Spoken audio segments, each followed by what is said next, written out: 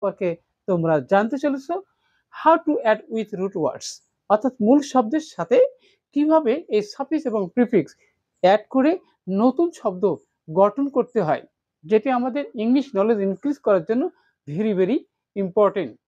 শিখে নাও mastering tips and tricks 5 মিনিটসে 5 মার্ক 100% শিওর, যেটি জিপিএ 5 পাওয়ার জন্য তোমাদের কিন্তু একটি গোল রয়েছে।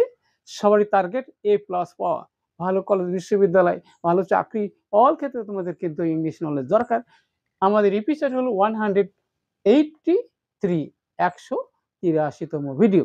আর আজকের এই ভিডিও থেকে তোমরা অর্থাৎ সাফিক্স প্রিফিক্সে তোমাদেরকে ভালো করতে হলে, ওয়েল করতে হলে, জিপিএ 5 পেতে হলে কি কি আইডিয়া তোমাদেরকে থাকতে হবে, তাহলে অবশ্যই এই সাফিক্স এবং প্রিফিক্স নিয়ে আর কখনো টেনশন করতে হবে না।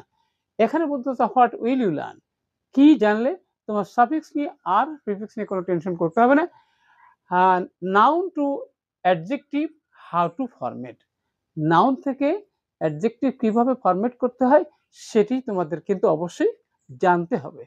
আর একটা বিষয় হচ্ছে বন্ধুরা, how to change verb two noun, এবং ভার্ব থেকে নাউন কিভাবে তোমরা চেঞ্জ করবা, ফরমেট করবা, সেটি কিন্তু জানতে পারবে। Learn the position of parts of speech. আর একটা বিষয় হচ্ছে তোমরা